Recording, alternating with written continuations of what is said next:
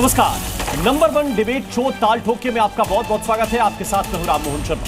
महाराष्ट्र में मराठी भाषा को लेकर विवाद जारी है। उद्धव ठाकरे और राज ठाकरे मराठी भाषा की पिच पर खुलकर बैटिंग कर रहे हैं, लेकिन धीरे धीरे मराठी भाषा की लड़ाई हिंदू मुस्लिम का रूप लेती हुई दिखाई दे रही है, क्योंकि बीजेपी नेता नितेश राणे ने मराठी भाषा को लेकर चल रहे विवाद के बीच एक बड़ा बयान दिया। उन्होंने कहा कि वो हिंदुओं के विधायक हैं, क्योंकि उन्हें टोपी और दाढ़ी वालों ने वोट ही नहीं दिया।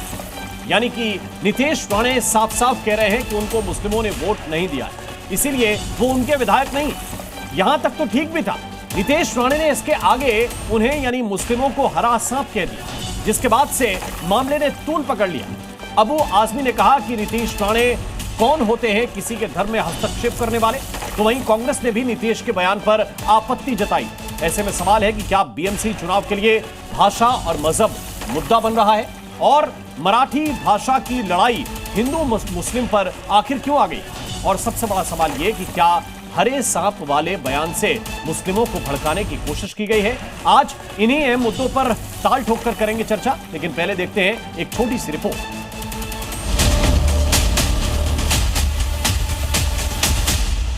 महाराष्ट्र में कौन सी भाषा बोली जाती है? क्या भाषा?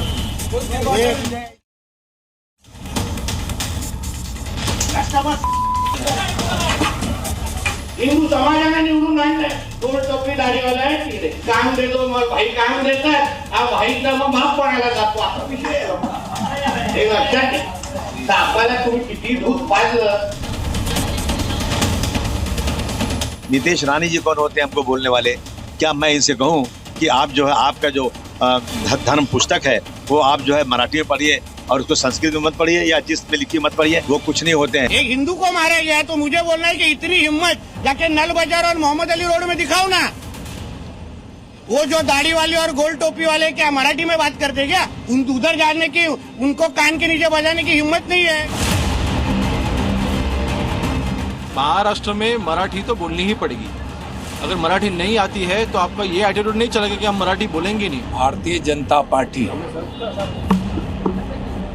इस देश की सभी भाषाओं में विश्वास रखती है।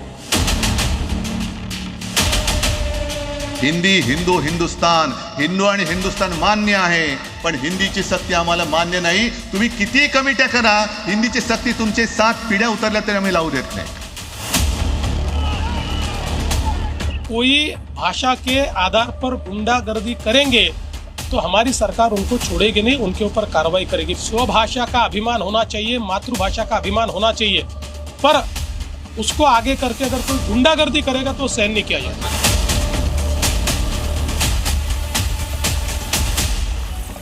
आइए चर्चा की शुरुआत करते हैं। कुछ खास मेहमान इस वक्त हमारे साथ हैं, उनसे आपका परिचय करा दें। श्रीराज नायर जी इस वक्त हमारे साथ जुड़ रहे हैं, प्रवक्ता हैं वीएचपी के। रामकृपाल सिंह जी इस वक्त हमारे साथ हैं, वरिष्ठ पत्रकार हैं। आचार्य विक्रमादित्य जी हमारे साथ हैं, हिंदू धर्मगुरु हैं। हमारे साथ इस वक्त महेश चौहान जी जुड़े हुए हैं, प्रवक्ता हैं एनसीपी के। हमारे साथ इस वक्त भुवन जोशी प्रवक्ता हैं समाजवादी पार्टी के। राशिद शरीफ हमें ज्वाइन कर रहे हैं, अध्यक्ष हैं SIMPLB के। और कृष्णा हेगड़े शिवसेना नेता इस वक्त हमारे साथ हैं। आप सभी का बहुत बहुत स्वागत। सबसे पहले सवाल मैं चाहता हूं कि महेश चौहान, ये किस तरह की राजनीति शुरू हुई है? कोई जा रहा है मराठी ना बोलने पर थप्पड़ जड़ दे रहा है, कोई मंच पर आकर यह बताने की कोशिश कर रहा है कि मराठी महाराष्ट्र में रहकर तो बोलनी पड़ेगी, और कोई अब नए तरीके से लेकर आया है कि निशाना साधना है तो उर्दू बोलने वालों पर आप निशाना बनाइए। क्यों हिंदी बोलने वालों को निशाना बना रहे हैं? महाराष्ट्र की राजनीति को आप सब लोग मिलकर कहां ले जा रहे हैं? नहीं, देखिए, पहली बात तो राष्ट्रवादी कांग्रेस पार्टी शरद पवार साहब की भूमिका एकदम साफ है। हम लोग ने किसी भी भाषा, धर्म और जाति के आधार पर विभाजन के विरोध में है। ये सर्वधर्म समभाव के नाते यहाँ पर बहुत दिनों से, बहुत सालों से महाराष्ट्र में बस भारत के सभी देशवासी इसमें सभी भाषा के, सभी जाति के, सभी धर्म के बहुत शांति से रह रहे हैं। तो इसमें मराठी भाषा या हिंदी भाषा या गुजराती भाषा या धर्म के आधार पर विभाजन होना गलत है, ये सही नहीं है। किसी को मारपीट नहीं होनी चाहिए, किसी को दहशत नहीं फैलाई जानी चाहिए। और ख़ास करके जो मंत्री है, जो विधायक है, वो बहुत जवाबदारी से उन्होंने उनके स्टेटमेंट्स रखने चाहिए। नीतीश राणे जी जो स्टेटमेंट्स रख रहे हैं वो बिल्कुल गलत है। उन्होंने धर्म के आधार पर या किसी के को पहराव के आधार पर कोई टोपी पहनता है या कोई दाढ़ी रखता है या कोई नहीं रखता, इसके बारे में उन्होंने कमेंट्स नहीं करने चाहिए। ये उनके प्रतिमा को शोभा नहीं देती और बीजेपी को भी शोभा नहीं देती। विभाजनकारी जो भी यहाँ पर व्यक्ति या पार्टी होगी उसके खिलाफ जनता जाएगी और ये सब जो चल रहा है मेरे हिसाब से आगे आने वाले चुनाव जो मतलब लोकल बॉडीज इलेक्शंस आने वाले उसको नज़र में रख के ये लोग ये सब बयान दे रहे हैं। ठीक है, कृष्णा हेगड़े जी, क्या आपको लगता है कि ये बीएमसी के चुनाव के लिए इतनी मेहनत कर रहे हैं और ऐसा माहौल बनाने की कोशिश कर रहे हैं कि कौन गोल टोपी वाला है, कौन दाढ़ी वाला है, कौन हरा सांप है, कौन काला सांप है? करने की जरूरत नहीं, हम 3 बार जीत चुके हैं और इसके पहले भी उद्धव ठाकरे जी की जब सरकार थी तभी भी बहुमत हमको ही मिला था जी, बीजेपी और शिवसेना को, और कांग्रेस ने और राष्ट्रवादी कांग्रेस शरद पवार ने फिर उद्धव जी को साथ में लिया, वो अलग बात है। और आने वाले लोकल बॉडी इलेक्शन जो है हम हमारे काम के दम पर जीतेंगे। लेकिन जो नीतीश राणे जी ने कहा है, आपने जो मुझे कहा कि उन्होंने कहा है कि जो मुंबई की डीएनए है वो हिंदू है, मैं तो कहूँगा कि देश की डीएनए हिंदू है। और अगर आप परंपरा देखें, इतिहास पढ़े, हजारों साल की जो हमारा पूरा इतिहास है उसको अगर आप पढ़े तो हमारा देश का डीएनए ही हिंदू है। और उसके अलावा जो मुंबई में रहते हैं लगभग 77% लोग हिंदू रहते हैं। लेकिन मैं राष्ट्रवादी कांग्रेस के जो प्रवक्ता हैं उनसे सहमत नहीं हूँ। मराठी हमारी प्राथमिकता है, हमारे राज्य में मराठी बोलनी चाहिए, सीखनी चाहिए और जिसको नहीं है उनको आनी चाहिए। और मुझे लगता है हर स्टेट में अपना अपना मातृभाषा उतना ही इम्पोर्टेंट है जितना मराठी महाराष्ट्र में इम्पोर्टेंट है जी। दूसरी बात यह है कि नीतीश राणे जी जो है वो अपने जो हिंदुत्व स्टैंड के लिए माने जाते हैं, ये उनकी बोलने की शैली है। और जो उन्होंने बात की उनके स्पीच में, वो सम्माननीय बाला साहेब ठाकरे जी ने भी यही शब्द वापरे थे 1987 के विलेपार्ले विधानसभा के बाई इलेक्शन में। तो जो नीतीश राणे जी आज कह रहे हैं वो कुछ नया नहीं है, इसके पहले भी कहा गया है। लेकिन जब बाला साहेब ठाकरे जी कहते थे तब लोग उनको मानते थे, और अब नीतीश राणे जी कह रहे हैं तो उनकी आलोचना करते हैं। ये बताइए कि ये मुंबई का डीएनए हिंदू है, आपने खुद बताया कि 77% आबादी है, बाकी के लोगों को कहां डालेंगे आप? उनका डीएनए क्या मानेंगे आप? नंबर दूसरी बात देखिए, नहीं प्लीज मुझे कंप्लीट करने दीजिए। दूसरी बात मुझे ये भी बताइए कि एक मंत्री के नाते क्या उनको समदर्शी नहीं होना चाहिए? क्या बराबर की निगाह से सबको नहीं देखना चाहिए? या जिन्होंने उनको वोट नहीं किया, जिनको वो दाढ़ी टोपी वाला बता रहे हैं, उनके वो मंत्री नहीं है और उनके लिए कोई काम नहीं करेंगे? देखिए, नीतीश राणे जी महाराष्ट्र के मंत्री है, वो जानते हैं। और नीतीश राणे जी का कॉन्स्टिट्यूएंसी वो मुंबई नहीं है, वो सिंधुदुर्ग रत्नागिरी है। ठीक है। और वहां से वो उनके पिताजी और उनके भाई लड़ते हैं और वहां से वो जीतते हैं। मुंबई का जो इतिहास है वो अलग है, और मुंबई में हो या महाराष्ट्र में हो, सभी धर्म के लोग, सभी जात के लोग, सभी लोग जो है, सभी प्रांत के लोग यहाँ पर बसते हैं और मुंबई और महाराष्ट्र के विकास में वो हाथ बढ़ाते हैं। अभी दक्षिण भारत के लोगों का जो कंट्रोवर्सी हुआ, मैं तो कहूँगा कि दक्षिण भारत में सिर्फ होटेलियर और बार ओनर लोग नहीं है। यहाँ पर दक्षिण भारत से जो लोग आए हैं, वहाँ पर डॉक्टर है, इंजीनियर है, बड़े उद्योगपति है, टीचर है, लॉयर्स है और होटेलियर्स भी है। और सभी दक्षिण भारतीय जो लोग हैं उन्होंने मुंबई के विकास में, मुंबई के उन्नति में और मुंबई के प्रगति में हाथ बढ़ाया है। और इसके लिए मुंबई आज कमर्शियल कैपिटल है, देश का फाइनेंशियल कैपिटल है और हमारे देश का सबसे बड़ा और दुनिया में। किशोर तिवारी जी के पास में चलना चाहता हूं, वो कुछ आपको टोकना भी चाहते थे, लेकिन अभी भी मेरा सवाल यही है कि मुंबई देश की आर्थिक राजधानी है, मुंबई देश का गौरव भी है, और उसके अंदर अगर आप किसी की दाढ़ी, टोपी, मजहब, उसके रंग को देखकर ये बताएंगे कि ये हरा सांप है, और फिर भी जबकि आपका मंत्री है सरकार में, क्या ये चलेगा? फिर आप वही राजनीति नहीं कर रहे जो चौराहे पर निकलकर कोई थप्पड़ मार देता है और आप जो है वो जुबानी थप्पड़ मारने की कोशिश कर रहे हैं। मुझे ये बताइए कि किशोर तिवारी जी, ये जो राजनीति राज ठाकरे की पार्टी ने शुरू करी, जिसको परोक्ष रूप से आप लोग भी सहयोग कर रहे हैं मंच पर आकर, और दूसरी तरफ ये राजनीति इस तरह की हो रही है, तो क्या नफरत की राजनीति मुंबई में चलेगी, महाराष्ट्र में चलेगी? नफरत की राजनीति कहीं भारत में कहीं नहीं चलेगी। मैं कृष्णा हेगड़े जो नेपाली राणे हमारे जो है उनकी बात का समर्थन कर रहे थे कि उनकी स्टाइल है, ये है वो है, तो बम्बई ये किसके बाप की नहीं है मैं अभी बताता हूँ। और यहाँ पर उन्होंने एक बात अच्छी बोली कृष्णा हेगड़े ने कि देश का डीएनए ही हिंदू है ना। हाँ, ये सनातन धर्म की भूमि है। अब ये धर्म द्वेष के भाषा करना और मंत्री ने करना और उसको देवेंद्र ने निकालना नहीं, और धर्म द्वेष और उनके ध्रुवीकरण के लिए जाना, ये बीजेपी का एजेंडा है। और इस एजेंडा का पार्ट रहते हुए ये राणे का बच्चा ऐसा बोल रहा है, मैं अभी बोल रहा हूँ। लेकिन किशोर तिवारी वो ये भी तो रेफरेंस दे रहे थे कि बाला साहेब ठाकरे के कोट को दोहरा रहे हैं, यही तो ठाकरे साहब बोलते थे, वो कह रहे हैं। बॉम्बे ब्लास्ट के बाद के बातों को अभी मत लाओ, 2025 की बातें कर रहा हूँ। तब गलत थी क्या? और बहुत कुछ पानी मैं 1987 की बाई इलेक्शन की बात कर रहा हूँ तिवारी जी, विजय पार्ले विधानसभा बाई इलेक्शन 1987। अरे भैया जहर मत फैलाओ, रुको थोड़ा, रुको। हाँ, कृष्णा हेगड़े क्या नीलेश राणे के स्टेटमेंट का समर्थन करते हैं आप तो खुद ही कर्नाटकी है, कहाँ लगा दिए इनका। ये तो बोलते हैं मराठी मानुस ही रहेगा यहाँ, तो बम्बई में 70% तो गैर मराठी रहते हैं, फिर उनका क्या।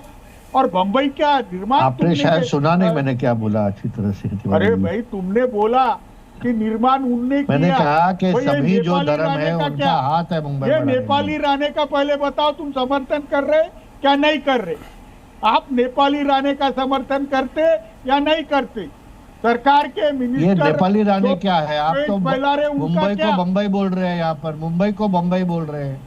आप तो पहले ये तो समझ लो कि मुंबई है। अरे ये सब बातों में आप है ना मुद्दे की बात छोड़ दे रहे कि नीलेश राणे की बात आप शहर का नाम बदली कर देते हैं। ये धर्म द्वेष फैला रहा है, ये हिंदू मुसलमानों में जहर फैल रहा है, इसको सरकार में रखना चाहिए या नहीं रखना चाहिए? मेरा सवाल का जवाब आप किशोर तिवारी नहीं दे रहे। मैं आपकी बात को मान लिया मैंने। आपने कहा नीतीश राणे ने जहर फैलाया, बाला साहेब ठाकरे ने क्या फैलाया था? वो जहर नहीं था तो या वो थोड़ा सा वो ये वाला कंसंट्रेटेड ज्यादा है, वो थोड़ा डाइल्यूट था, क्या था? वाक्य तो वाक्य होता है। अरे सुनो मेरी साहब, जब बाला साहेब ठाकरे बोलते थे हाँ, तो दूसरे ही वक्त वो दिलीप कुमार को घर में लेके बैठते थे, मुसलमानों को भी उतनी इज्जत देते थे। ये नारायण राणे का बच्चा कहाँ बाला साहेब ठाकरे और कहाँ ये नेपाली राणे? आप ये कहना चाह रहे हैं कि बाला साहेब ठाकरे ने जो कोट किया वो जहर नहीं था और नीतीश राणे का जो कोट है वो कहर है, जहर है। अरे चुनाव की सभा में कभी कोई स्टेटमेंट देना, वो चुनाव के मौसम को देख के रहता, ये तो बिगर मौसम के ही जहर फैला रहा है। ये अच्छा, इसको तो पहले मिनिस्ट्री से चुनाव में फैला सकते हैं, ठीक है। किशोर तिवारी, मैं आपके पास लौट कर आता हूं। इस वक्त हमारे साथ रामकृपाल सिंह जी है। रामकृपाल सिंह जी, चुनाव में है तो कभी दीगर बात है, कर दिया चल जाएगा, अभी हर मौसम में ऐसा नहीं बोलना चाहिए, ये किशोर तिवारी कहना, आप बताइए। देखिए, किशोर जी बहुत सच बात बोल गए कि चुनाव लड़ने के लिए सबके पास कुछ एक झोली में कुछ हथियार होते हैं। वो हथियार कहाँ कब कैसा चुनाव है, क्या चलेगा, ये डिपेंड करता है। देखिए, सबसे पहला है वो भाषा, दूसरे पर आता है धर्म, तीसरे पर आती है क्षेत्रीयता, चौथे पर आती है जाति। तो ये इस तरह की चीज़ें जो हैं ये हथियार होते हैं। किशोर जी ने जो कहा कि अगर चुनाव का माहौल है तो ये सब चलता है, ये सब चुनाव के माहौल के लिए ही किया जा रहा है। ये सारा का सारा माल बीएमसी है। अगर बड़की सत्ता नहीं मिलती है तो मालदार जो उसके बाद नंबर 2 आता है वो बीएमसी है। सारा सब कुछ इस समय कौन सा हथियार बीएमसी में चलेगा, ये सोच के ही शुरुआत हुई थी। उद्धव ठाकरे और राज ठाकरे ने जो शुरुआत की थी, वो एक हथियार निकालो कि यहाँ भाषा का चल जाएगा, चूँकि मामला बम्बई का है और मराठी जाहिर सी बात है कि वहाँ डोमिनेट करते हैं, उनकी संख्या ज़्यादा, तो ये बहुत है। तो ये क्रिया हुई, अब क्रिया होती है तो प्रतिक्रिया भी होती है। तो कोई आपने भाषा का निकाला तो दूसरा वाला जो है पक्ष वो धर्म को निकाल रहा है। तो अपने अपने हथियार का सब प्रयोग कर रहे हैं किशोर जी। और रही बात यह है कि बाला साहब ठाकरे जी तब भी रिलेवेंट थे और आज भी रिलेवेंट हैं। ये जो शिवसेना है, चाहे वो तीन भाग हो गए हों, तीन हो गए हों, शिंदे का, राज ठाकरे का, उद्धव ठाकरे का, लेकिन सब भुनाते हैं बाला साहब ठाकरे के नाम पर ही।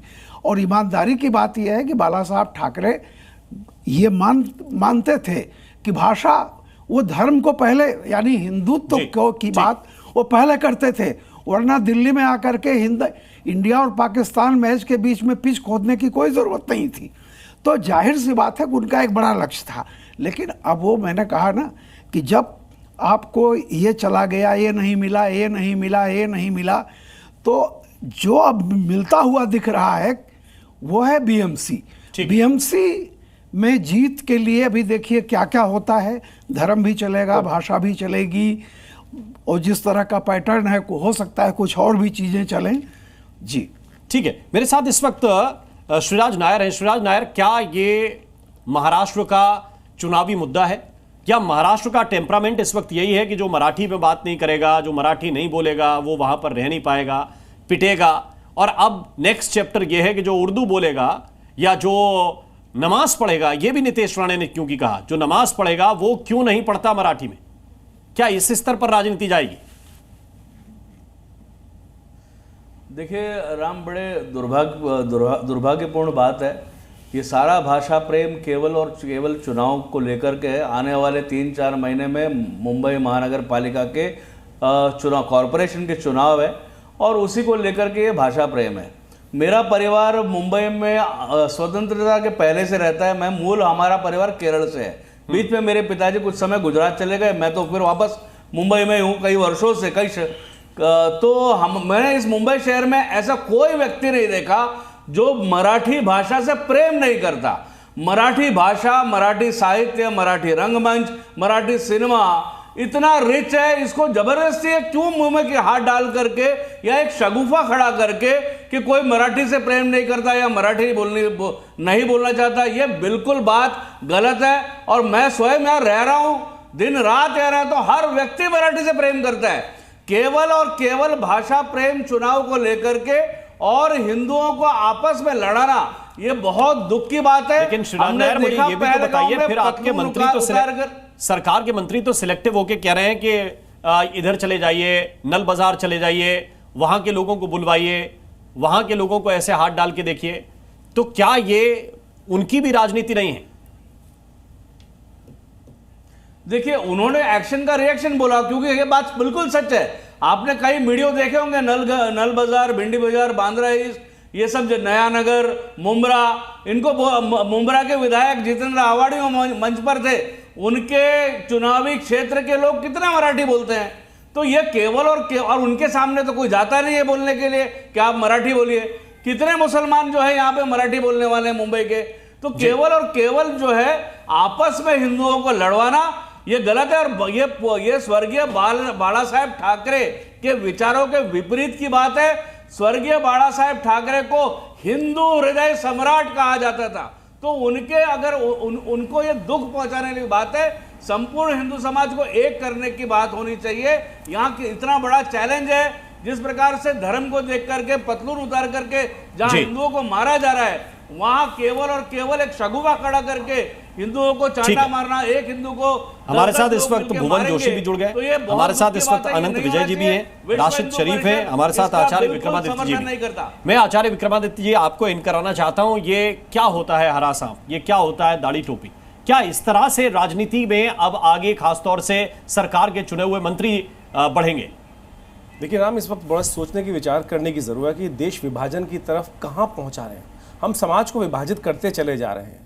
ये राजनीतिक डिवाइड एंड रूल का जो फॉर्मूला अंग्रेजों ने इस देश में लाके रखा था, उसके बाद लगातार इस देश में आज़ादी के बाद भी आज हर पार्टी अपने अनुसार से उसको एनकैश करने में लगी हुई है। विभाजन की पराकाष्ठा हो चुकी है।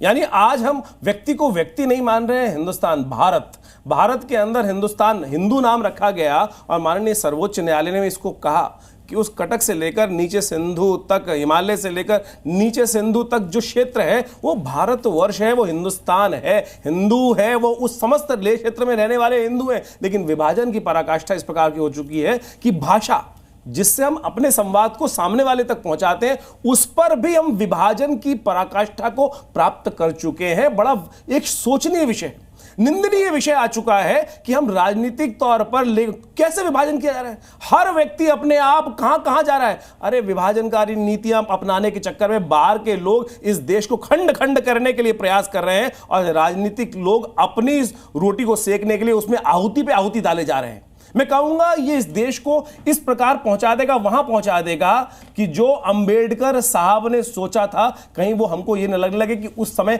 हमारे देश के जो कर्णधार थे उन्होंने सबसे बड़ी गलती करी जब उन्होंने कहा था कि इस देश में हिंदू मुसलमान एक नहीं रह सकते। अब रह रहे हैं ना, तो अब कोशिश करें उनको एक करने के लिए। लेकिन यहां जो राजनीतिक तौर पर पूरी तरह से, चाहे वो महाराष्ट्र के अंदर हो, चाहे वो यूपी के अंदर हो, चाहे वो लाल टोपी हो, चाहे वो कोई और टोपी हो, सबके सब लोगों को बांटने में लगे, खंड खंड करने में लगे।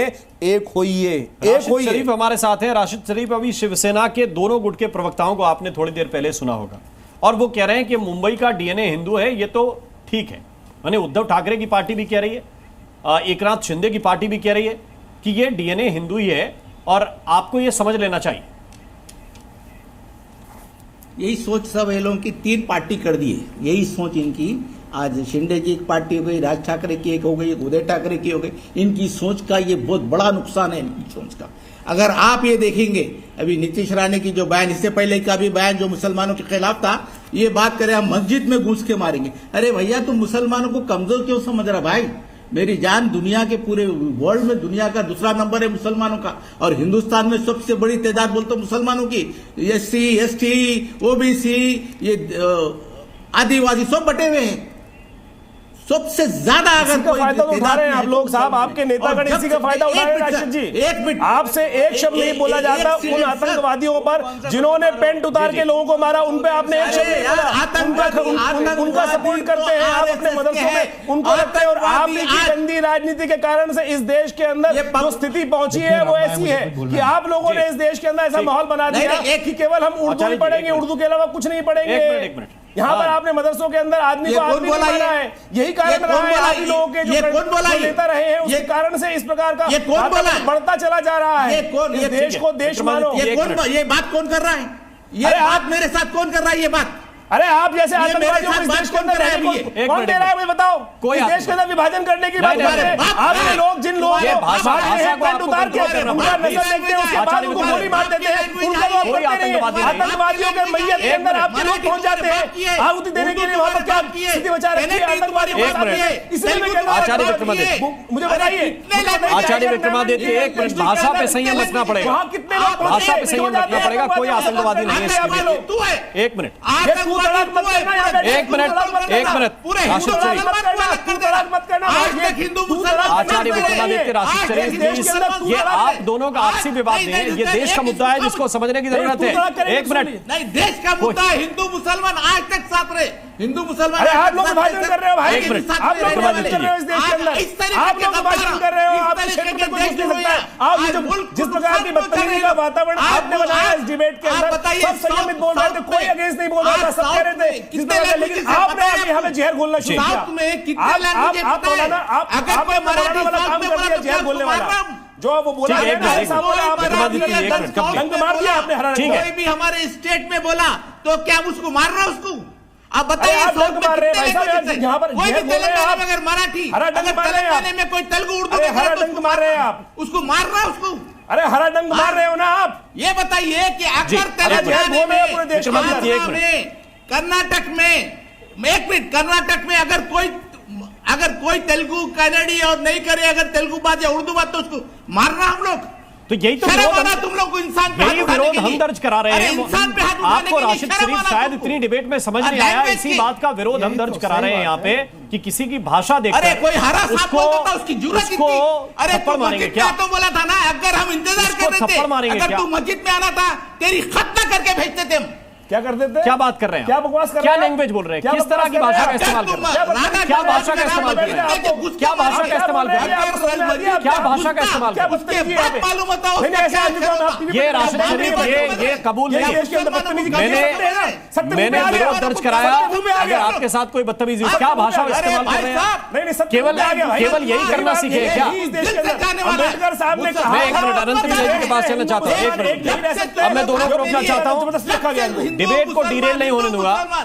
मुझे एक बात ध्यान रखना राशिद शरीफ, ये काम जो आप बता रहे ना, ये बचपन में किए जाते हैं और अब तक आप बड़े नहीं हो पाए, तो फिर प्लीज डिबेट में आना बंद कर दीजिए। अगर उम्र के साथ अकल नहीं आई है, इसके बावजूद दिमाग अगर घुटनों में है, तो प्लीज थोड़ा सा संयम बरतना सीखिए। ये मेरी डिबेट है, ध्यान रखिए इस बात का। मैं बात करना चाहता हूं अनंत विजय जी, ये किस तरह की राजनीति जा रही है? या आपको लगता है कि ये बीएमसी के बाद थोड़ा सा ठंडा पड़ जाएगा चुनाव के बाद? उसी के आसपास है कि नीतीश राणे का तेवर अब आसमान छू रहा है। कभी कहते हैं कि नमाज पढ़ना है तो भी आप मराठी में क्यों नहीं पढ़ते, उस मोहल्ले में क्यों नहीं जाते, उनको थप्पड़ क्यों नहीं मारते? ये केवल राजनीति तक सीमित है या महाराष्ट्र अगले कुछ दिनों में इसी तरफ आपको बढ़ता हुआ दिखाई दे रहा है? राममोहन जी, इसके पहले मैं आपके प्रश्न पे आऊं, इसके पहले मैं आके आपत्ति दर्ज करना चाहता हूं। जो अभी राशिद साहब ने जिस प्रकार की भाषा का उपयोग किया है, वो इस राष्ट्रीय चैनल पर उपयुक्त नहीं है। उनको इसके लिए क्षमा मांगना चाहिए और आचार्य विक्रमादित्य से उनको खेद प्रकट करना चाहिए। मुझे लगता है कि ये एक मतलब पढ़े लिखों की डिबेट हो रही है, उसमें इस प्रकार की भाषा का स्थान नहीं होना चाहिए। दूसरी बात जो उन्होंने बहुत आपत्तिजनक कही कि हिंदू समाज SC ST OBC और तमाम जातियां गिना रहे थे, उसमें बटा हुआ है। क्या मुसलमान समाज में जातियां नहीं है? तो ये इस पर मत जाइए। यही इन्हीं कारणों से, इन्हीं प्रकार के वक्तव्यों से समाज बढ़ता है, देश बढ़ता है। नीतीश राणे ने भी कोई अच्छी बात नहीं कही। नीतीश राणे की, राममोहन जी, आपने स्वयं उनकी आलोचना की है कि मंत्री पद पर रहते हुए कोई व्यक्ति ऐसा कैसे कर सकता है। लेकिन मुझे लगता है कि इन लोगों को मराठी से बिल्कुल प्रेम नहीं है। चाहे ये राज ठाकरे अगर कोई कान के नीचे थप्पड़ मारने की बात सार्वजनिक मंच से करेगा, तो उस नीतीश राणे भी वही कर रहे हैं जो उद्धव ठाकरे और राज ठाकरे अपने विजय रैली में कर रहे थे। वो उनसे एक कदम आगे चले जा रहे हैं। किसी ने उनका विरोध नहीं किया कि कान के नीचे खींच के एक थप्पड़ लगाना।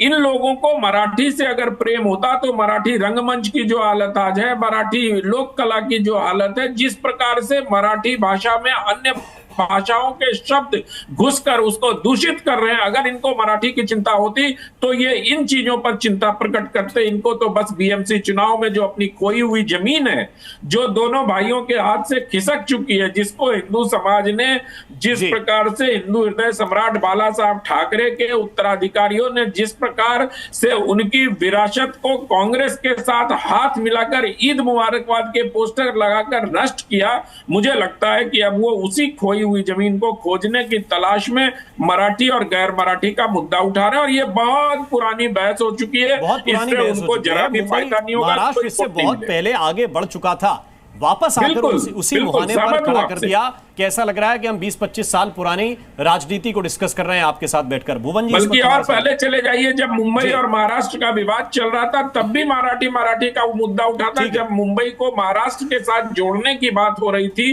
तब 100 से अधिक आदमियों ने मुंबई को महाराष्ट्र में रखने के लिए अपना बलिदान दिया था। ये बहस खत्म हो चुकी है। Maharashtra moved on. भुवन जोशी जी हमारे साथ हैं समाजवादी पार्टी की ओर से। भुवन जोशी जी, इस राजनीति को कैसे देख रहे हैं? पहले तो मैं देखता था कि समाजवादी पार्टी का स्टैंड बहुत क्लियर, बहुत साफ होता था, वो खुलकर आलोचना करते थे शिवसेना की। अब चूंकि राज ठाकरे हैं, उद्धव ठाकरे हैं, इंडिया गठबंधन की व्यवस्थाएं भी हैं, क्या आपको लगता है कि जो राजनीति MNS ने नए सिरे से शुरू की, उद्धव ठाकरे परोक्ष रूप से उसको समर्थन कर रहे हैं, नीतीश राणे एक नए किस्म की राजनीति खड़ी करना चाहते हैं, क्या समाजवादी पार्टी का स्टैंड है इस पर? देखिए, हमारा ये मानना है कि अभी जो चर्चा भी चल रही थी आपके चैनल में कि इस देश का अगर DNA है तो केवल भारतीय है, क्योंकि हम भारतीय यहाँ पैदा होते हैं और हमारा कोई धर्म और जाति होती है जिसकी आज्ञा हमें संविधान देता है कि हम उसके हिसाब से अपने पूजा पाठ और सिद्धांतों पे चलें। और जिस प्रकार का ये माहौल तैयार कर रहा है, मुझे लगता है ये देश के लिए, प्रदेश के लिए घातक है। जिस प्रकार हम देख पा रहे थे उत्तर प्रदेश में, चाहे 80-20 की बात आदरणीय मुख्यमंत्री जी करते हैं, और अब उसी तरह का चलन भारतीय जनता पार्टी का अब ये चलन बन चुका है। और हम देख पा रहे हैं कि नीतीश राणा का जो बयान है, मुझे निश्चित तौर पे लगता है कि देश को किस दिशा में ले जाया जाएगा और नफरत कितने नीचे तक ये ले जाना चाहते हैं, इस दिशा की ओर 11 साल से केवल काम हुआ है। नहीं तो भुवन जोशी, मैंने आपसे 2 रेफरेंसेस मांगे, वो हमेशा आपको मेरे ख्याल से एक ही विजिबल है। 11 साल में महंगाई की, परीक्षा लीक की, युवाओं की, बेरोजगारी, मैंने आपसे 2 रेफरेंस दिए आपको, की कोई चर्चा नहीं करना। क्या भाषा के आधार पर किसी व्यापारी को जाके पीट देंगे, किसी स्टूडेंट को पीट देंगे, किसी जगह पे खड़े होकर नुक्कड़ चौराहे पर पीट देंगे? और आपको केवल एक ही रेफरेंस विजिबल है, वो है नीतीश राणे। राज ठाकरे, उद्धव ठाकरे सही कर रहे हैं अभी? नहीं, हम समाजवादियों ने कभी इस तरह की बातों का सम्मान नहीं करा है। तो विरोध तो करते थे, नेताजी ने हमेशा विरोध भी नहीं कर रहे हैं इस देश के सौहार्द को, इस देश के जो भाईचारे हैं, उसके लिए हमेशा लड़ाई लड़ी है। और माननीय अखिलेश यादव जी के नेतृत्व में हम लोग हमेशा इस दिशा में आगे बढ़ने का काम करा है। हम लोग नफरत की राजनीति के सख्त खिलाफ हैं। जी ठीक है, सख्त खिलाफ हैं, लेकिन खिलाफत केवल एक जगह नजर आएगी, वहां पे किसी दुकानदार की सपोर्ट। हाँ ठीक है, कृष्णा हेगड़े जी कंटिन्यू प्लीज। देखिए, अभी जो समाजवादी पार्टी के प्रवक्ता जी ने कहा है, जोशी जी ने, उनको शर्म आती है बोलने के लिए कि हमारे देश में हिंदू या हिंदुत्व के डीएनए है। वो कहते हैं कि भारतीय डीएनए। अरे भाई, हिंदुत्व की डीएनए का हो ना। आप तुष्टीकरण की राजनीति कब तक करते रहोगे? आपको ये भी कहने के लिए शर्म आ रहा है। दूसरी बात यह है कि नीतीश राणे जी का जो बयान है, आप यहाँ पर तोड़ मोड़ रहे हैं। उन्होंने कहा है कि जब मारपीट हो रही थी कि एक हिंदू को नहीं मारना चाहिए, एक हिंदू को दूसरे हिंदू को नहीं मारना चाहिए। उन्होंने ये नहीं कहा कि भाई आपने ये नमाज आप क्यों मराठी में पढ़नी चाहिए। कहाँ पर है नीतीश राणे जी क्या बयान कि उन्होंने कहा कि नमाज मराठी में पढ़नी चाहिए? इसके लिए मैं कहना चाहता हूँ कि जो अभी मैंने कहा कि जो मुंबई है, वो यहाँ पर आपने कहा नहीं, अगर ऐसा नहीं है तो इन्होंने ये ऐसा करेंगे। भाई, हमने ये नहीं कहा मुसलमानों को, हमने चुनौती नहीं दी। हमने कहा है कि सब खुशी से, खुशल मंगल, अमन से, शांति से, विकास करते हैं, मुंबई को आगे बढ़ा रहे। हमने कभी तोड़ ताड़ की राजनीति नहीं की। लेकिन जहां पर हिंदुत्व की बात करनी है, हिंदू डीएनए की बात करनी है, हिंदू संस्कार की बात करनी है, हम पीछे नहीं हटते समाजवादी पार्टी जैसे। मैं ये कहना चाहता हूँ जी। और यही हमारे जो सम्मान्य हिंदू हृदय सम्राट बाला साहेब ठाकरे जी के भी आइडियोलॉजी थे, और वही हम जो सर्टिफिकेट बांटने का काम करते हैं इस देश में कि कौन तुष्टीकरण कर रहा है, मैं इनको याद दिलाना चाहता हूँ। आप कर रहे थे ना, अभी आप कर रहे थे जो चुनाव में उन्होंने आप देश में हिंदू का डीएनए है करने को, बोलने को कतरा रहे थे। ये काम समाजवादी की किसी नेता ने कहा, ना लोहिया जी ने कहा, ना नेताजी ने कहा, ना माननीय अखिलेश यादव जी ने कहा। इस देश के सौहार्द को बचाने के, इस देश की गंगा जमुना तहजीब को बचाने के लिए अगर हम लोग लड़ाई लड़ते हैं, ये लोग तुष्टीकरण की बात करते हैं। अरे हम कह रहे हैं इस देश में रोजगार की बात क्यों नहीं करते? इस देश में जो हाईवे है जो हमने बनाने का काम करा, भाई रोजगार भी चल रहा है, हाईवे भी चल रहा है, क्यों नहीं करते कि विकास में हमसे टक्कर लीजिए। नरेंद्र मोदी जी 3 बार लेकिन आप तो देश को बांटने के देखिए, लोगों ने नरेंद्र मोदी जी पे विश्वास किया है, उनके काम पे विश्वास किया है। इसके लिए भारतीय जनता पार्टी की सरकार ये किसने शुरू की? मैं ये कह रहा हूं यहाँ पे खड़े होके, नीतीश राणे ने गलत बयान दिया। नीतीश राणे को ऐसे बयान नहीं देने चाहिए। लेकिन रेफरेंस क्या है? रेफरेंस यह है, वो कह रहे हैं कि एक व्यक्ति को अगर कोई दूसरा व्यक्ति मार रहा है तो फिर तीसरे व्यक्ति को क्यों नहीं मार रहा है? किस आधार पे किसी की पिटाई कर रहे हैं? भाषा के आधार पे। और वो किसके साथ गठबंधन में खड़े हुए हैं? देखिए, हम ये कह रहे हैं कि किसको मारने का अधिकार इनको दे कौन रहा है? तो वही तो मैं पूछ रहा हूं। कानून व्यवस्था कहां है वहां पर? नहीं, हम कह रहे हैं सरकार किसकी है?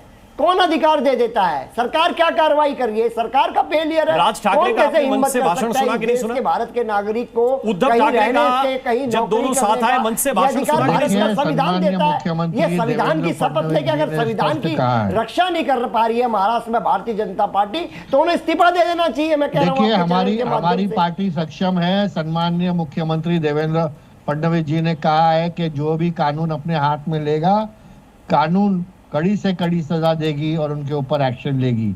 और जो भी अभी ऐसा हुआ है, आगे ऐसा होगा नहीं और हुआ भी नहीं है। ठीक है, लेकिन मैं ये अभी तक चौंक रहा हूं कि आप भारत का डीएनए हिंदू है करके बोलने के लिए क्यों कतरा रहे हैं? क्या आपने इतिहास नहीं पढ़ी? क्या आपने संस्कृति नहीं पढ़ी? क्या आपने वेद पुराना नहीं पढ़ी? अरे आपने सर संविधान पढ़ा है? मैं आपसे पूछना चाहता हूँ, भारत का संविधान क्या कहता है? वो धर्मनिरपेक्षता की बात कहता है, नहीं कहता? आप संविधान से ऊपर हो गए क्या? आप संविधान में विश्वास नहीं करते हैं क्या? डॉक्टर भीमराव अंबेडकर साहब में आपका विश्वास नहीं है क्या? आप इस तरह की बातें दूसरों के मुंह से सुनना चाहते हैं? लेकिन हम कह रहे हैं भारत जो सेकुलर कंट्री है, इसमें सबको अपना अपना विकास करने का अधिकार है, सबको अपनी धार्मिक मान्यता का अधिकार है। आप तो किसी को सर्टिफिकेट देना चाहते हैं, आप ये सर्टिफिकेट बांटना बंद कर दीजिए। देश आपकी नीति और नियत को समझ चुका है। 24 का परिणाम आपको बता रहा है कह कि आप कहां पर खड़े हो। ठीक, महेश चौहान, क्या परिणाम है? तीसरा बार तो जीत के आए हम। अब आप शुरुआत में आपका ये वक्तव्य था कि हम इस तरह की राजनीति को स्वीकार भी नहीं करते, हम इस तरह की राजनीति करते भी नहीं, लेकिन जब गठबंधन हो जाता है तो फिर उन्हीं के कार्यकर्ता आपके लिए समर्थन करते हैं और आपके कार्यकर्ता उनके लिए समर्थन करते हैं। तो इस तरह की राजनीति को क्या एनसीपी या शरद पवार जी स्वीकार करेंगे? बिल्कुल नहीं। देखिए, जब गठबंधन होता है तो वो एक कॉमन मिनिमम प्रोग्राम के आधार पर होता है, वो आइडियोलॉजी के आधार पर नहीं होता, वो हिंदू या मुस्लिम इस आधार पर विभाजनकारी नीतियों के आधार पर नहीं होता। जब सरकार बनाई जाती है या जब गठबंधन बनाया जाता है तो लोगों के हित में क्या होना चाहिए, क्या काम करनी चाहिए, क्या योजनाएं होनी चाहिए, उनके विकास के लिए क्या चीज़ करनी चाहिए, इसके आधार पर एक कॉमन मिनिमम प्रोग्राम बन जाता है। और जो गठबंधन में जो पार्टियां हैं वो उसे मानकर वो एक साथ उसे लोगों तक पहुंचाने के लिए काम करती है। अब मैं ये कहना चाहूँगा कि हम अगर आप राष्ट्रवादी कांग्रेस पार्टी की बात करें तो चुनाव से पहले और चुनाव के बाद भले हम जीते या हारे, हम संविधान को ही मान के चलते हैं। संविधान में जो लिखा है वही हमारा प्रचार रहता है। चुनाव के पहले संविधान में जो लिखा है वही हम कहते हैं और चुनाव के बाद भी जब हम सत्ता में आते हैं तब भी संविधान में जो है वही करते हैं। अब बीजेपी का क्या होता है, वो चुनाव के पहले हिंदुत्व के बारे में बात करते हैं, हिंदुत्व हमारे देश का डीएनए है वगैरह, जो भी कुछ विभाजनकारी बातें वो करते हैं, लेकिन जब किसी राज्य में या देश में सत्ता में आते हैं तो क्या वो सिर्फ हिंदुओं के लिए काम करते हैं? क्या वो सिर्फ हिंदुओं के विकास के लिए काम करते हैं? क्या जो योजनाएं वो लाते हैं वो क्या सिर्फ हिंदुओं के लिए लाते हैं? आप मुझे बताएं कौन से राज्य में या कौन से देश में, कौन से जहां बीजेपी की सत्ता है, देश में पूरे बीजेपी की सत्ता है और बहुत सारे राज्यों में भी उनकी सत्ता है, ऐसा कभी हुआ है कि सिर्फ हिंदुओं को शिक्षा में या उनको रिजर्वेशन दिया गया है या सिर्फ नौकरियों में, सरकारी नौकरियों में सिर्फ हिंदुओं को रिजर्वेशन किया गया है? ऐसा ये कर सकते हैं क्या? अगर इन्हें ऐसा लगता है कि इस देश का डीएनए हिंदू है तो फिर संविधान जब से हमारे देश में लागू हुआ है, डॉक्टर बाबा साहेब अम्बेडकर जी ने जो संविधान हमारे देश को दिया है उसमें क्या कहा है? उसमें यह कहा है क्या कि डीएनए हिंदुओं का, ये देश का डीएनए हिंदू है? अगर वो ये बात करते तो फिर वो डॉक्टर बाबा साहेब अम्बेडकर का अपमान कर रहे, वो डॉक्टर बाबा साहेब अम्बेडकर के संविधान को मानते नहीं है, ऐसा लग रहा है। तो ये क्यों करना है? देखिए, विभाजनकारी नीतियाँ यहाँ पर हमारे देश में नहीं चलेगी। हमारे देश में बहुत सारे जातियों के धर्म के लोग रहते हैं, एक साथ रहते हैं, यूनिटी से रहते हैं और ये यूनिटी बरकरार रहे। ऐसी चीज है महेश चौहान, मैं रामकृपाल सिंह जी को इसमें ऐड करना चाहता हूँ कि आप गुड़ खाएंगे गुलगुले से परहेज नहीं कर सकते। भाई, आपके साथ उद्धव ठाकरे अगर मंच पे हैं, आपके साथ राज ठाकरे एक मंच पे हैं, दोनों चूंकि साथ में आ गए हैं, तो फिर आप कैसे कहेंगे कि नहीं ये मराठी वाला विवाद एनसीपी से जुड़ा हुआ नहीं, हमारे साथ ये विवाद नहीं चलेगा? रामकृपाल सिंह जी, ये चल सकता है क्या? देखिए, एक मिनट, बिल्कुल आप सही कह रहे हैं रामन जी। देखिए, ये रामकृपाल सिंह जी से मैं देखिए राम जी, एक मिनट, हाँ, मैं केवल ये कह रहा हूँ कि संविधान एक ऐसी छतरी हो गई है कि कहीं से कोई भी कुछ करके गलत काम सही काम आए, संविधान के नीचे छुप जाए। भैया, संविधान डीएनए बताने के लिए नहीं बना हुआ है। लेकिन यह भी एक है कि लोकतंत्र की एक परिभाषा होती है कि रूल ऑफ मेजॉरिटी एंड इसको फॉर माइनॉरिटी, हमेशा बहुमत का शासन और अल्पमत का सम्मान, ये होता है बेसिकली। अभी जब बार बार लोग कहते हैं विकास की बातें, भाई पिछले 3 इलेक्शन से विकास अगर नहीं होता तो जनता किसको चुन रही है? उनको जो हार गए हैं वे विकास के काम ज़्यादा कर रहे हैं। देखिए, मुद्दा आज सीधी ये बात का है कि संविधान तो ये भी नहीं कहता है कि आप गैर मराठी और मराठी कीजिए और थप्पड़ मारिए। तो मूल जहाँ से शुरुआत इसकी हुई है, विरोध सबको यूनानिमस होकर के उसका करना चाहिए कि ये गलत है। और क्रियाओं की दिक्कत ये है कि रिएक्शन पर आप लोग रिएक्ट करते हैं, एक्शन पर आप कभी नहीं रिएक्ट करते हैं। हमारी सबसे बड़ी प्रॉब्लम यही है, जहाँ से शुरुआत होती है अगर आप उसी को एक स्वर में सभी पॉलिटिकल पार्टी कहें कि वोट के लिए हम इस निम्न स्तर पर नहीं जाएंगे, तो मैं समझता हूँ ये बात आगे नहीं बढ़ती। अब फिर उस पर अगर राणे जी कोई बयान दे देते हैं तो सारा मामला उस पर चला गया, मूल भूल गए। तो ये दिक्कत जो है, ये मान के चलिए कि हर चीज़ में ये राजनीति, विकास नहीं हुआ, अपराध कितने हो रहे हैं, फलाना चीज़ें, ये निबंध लिखने की बजाय अगर हम कहें कि ये जो मराठी की, जिनको मराठी नहीं आती उनको थप्पड़ मारा जा रहा है, ये निहायत ही गलत और बिल्कुल निंदनीय है। ये बात अगर कही गई होती तो ज़्यादा अच्छा। नायर साहब के पास जाऊंगा। चौहान साहब, ये कैसे कर पाएंगे डिफरेंशिएट कि नहीं, राजनीति ये वाली हमारी नहीं है, ये केवल राज ठाकरे की राजनीति है, तो ये उनसे बात कीजिए। ये गठबंधन में कैसे चलेगा? या फिर आप लोगों को बैठना पड़ेगा कि एक कॉमन मिनिमम जब प्रोग्राम बना है चीजों का, तो वो आपके व्यवहार में भी झलकना चाहिए। राम जी, देखिए, पहली बात तो मनसे के साथ हमारा गठबंधन हुआ नहीं है जी। राज ठाकरे, उद्धव ठाकरे एक विजयी रैली निकाली थी। वो रैली में हमारी तरफ से हमारे कोई नेता उधर प्रेजेंट थे। वो क्यों थे मैं बताऊंगा। ये रैली क्यों निकाली गई थी? क्योंकि महाराष्ट्र में हिंदी कंपलसरी की गई थी फर्स्ट स्टैंडर्ड से। उसके खिलाफ राज ठाकरे ने बताया था कि ऑल पार्टी के लोग आए, पार्टी का उधर कोई जिक्र नहीं होगा और हम लोग एक रैली निकालेंगे, मोर्चा निकालेंगे। लेकिन गवर्नमेंट ने, बीजेपी की सरकार ने वो जो ऑर्डर थी वो ऑर्डर पीछे ली और इसके लिए वो मोर्चा नहीं निकाला गया। तो सिर्फ उसे समर्थन करने के लिए कि हिंदी भाषा कंपलसरी नहीं होनी चाहिए, वो ऑप्शनल होनी चाहिए। आप हिंदी भाषा जिन्हें चाहिए उनके लिए ऑप्शनल रखिए, ये हमारा कहना था और इसके समर्थन में हम लोग वो रैली में गए थे। बाकी अभी तक उद्धव ठाकरे, मनसे और हमारा गठबंधन हुआ नहीं है। ठीक है। अब शिवराज नायर जी, क्या इससे निकलने का कोई तरीका है, या फिर अगर कोई थोड़ी सी चोट करे तो उसका जवाब नीतीश राणे कहते हैं कि हम बराबर की या उससे ज्यादा की चोट करके देंगे? मतलब मेरा सिर्फ इतना कहना है कि क्या नफरती बातचीत से बात बन जाएगी? वो गैर मराठियों को या गैर मराठी भाषियों को टारगेट कर रहे हैं और आप मुसलमानों को टारगेट कर रहे हैं। देखिए राम, हमारा विश्व हिंदू परिषद का स्पष्ट मानना है, हिंदू जो भी भाषा बोलते हैं पूरे विश्व भर में, जैसे बाली के हिंदू बालिनीज बोलते हैं, हम सभी भाषा का सम्मान करते हैं। और मैं पुनः कहूँगा, मुंबई और महाराष्ट्र की भाषा मराठी है। हर व्यक्ति को मराठी भाषा की सम्मान करना चाहिए।